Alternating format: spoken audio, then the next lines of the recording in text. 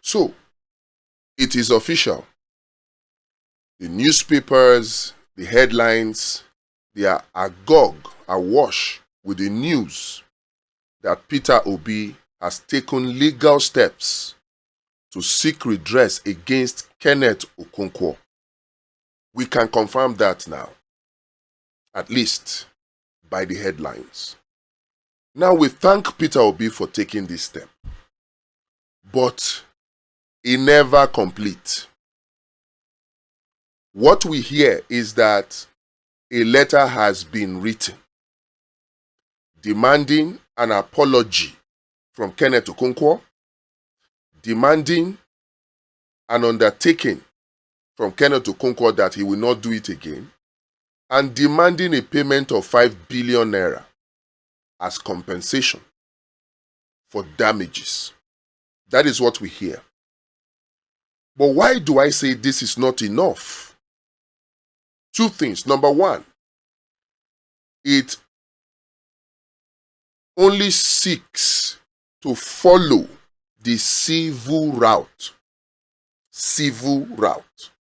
Libel. You need to follow the defamation route for Kenneth Okonkwo and others like him, because there is no time. That's number one. Number two, you also need to extend the action against Kenneth Okonkwo to another person like Yusuf Usman, professor. You need to. Why? He went to Trust TV and made categorical statements that have been debunked as false. He said Peter Obi deported Muslim northerners from Anambra while Peter Obi was governor, and that Peter Obi was given ID cards. He said this. Now, while Kenneth Okonkwo's statement is defamatory and detrimental to the reputation of Peter Obi, Kenneth Okonkwo's statement can only do injury among educated Nigerians. But you see the statement of Professor Yusuf Usman. That statement, it cuts across all the demography.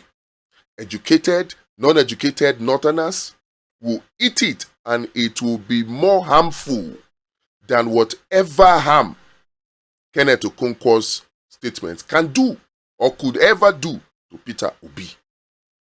And why is this so? If the northern Muslim hears that there is a Peter Obi that deported northerners as governor, to the extent that he was issuing ID cards to them, and that Peter Obi is now coming to meet them to say, not vote for me, it can have very devastating effect, harmful effect to Peter Obi's chances.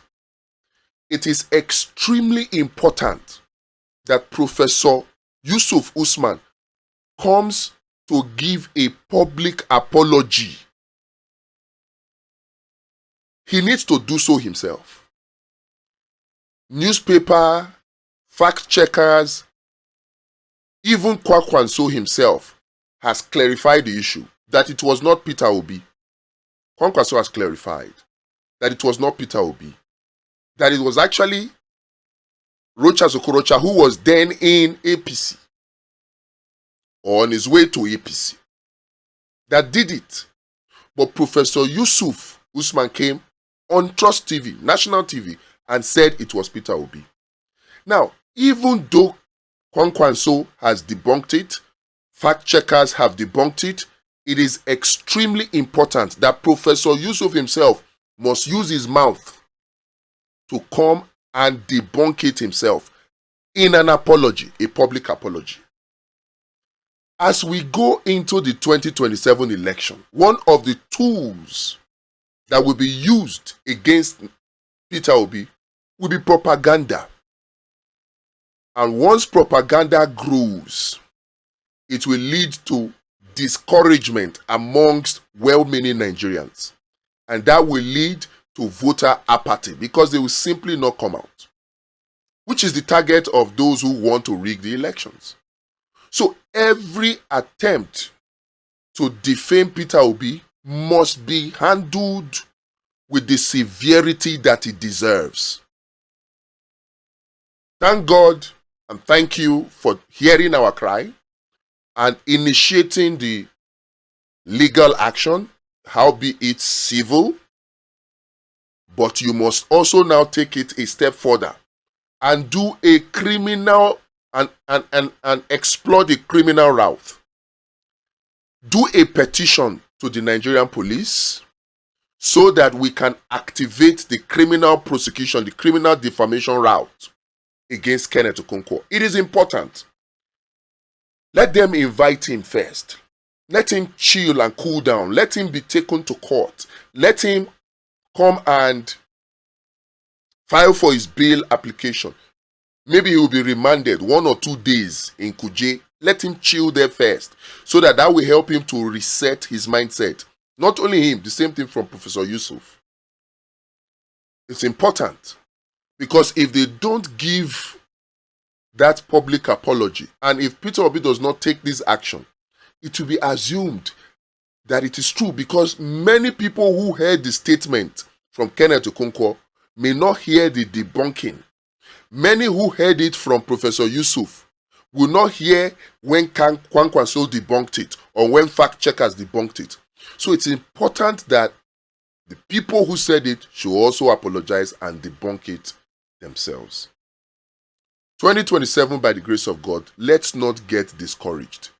The intention is to wear us out, to make it look like there is nothing we can do.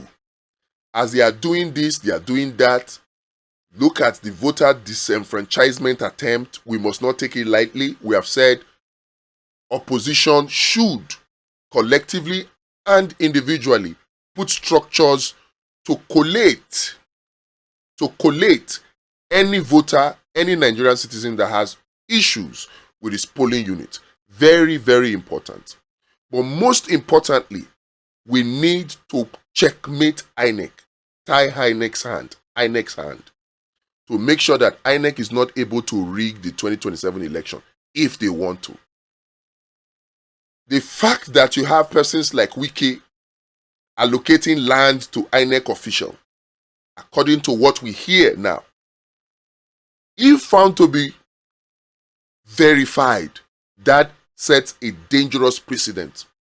It simply means that one INEC staff that Wike's aide, Larry Olayinka had access to, is not the only INEC staff. It means that there are potentially other INEC staff that can potentially breach access to INEC's voter register or voter information. And that is risky. We have said it here that the voter register, the CVR admin server, can be used to access voters' information, to change voters' information, and if voters' information are changed, polling unit changed without the request of voters, what it means is that those voters may not be able to vote in the polling unit where they know they used to vote. So it is risky what has happened with Larry Olayinka. Very, very, very risky.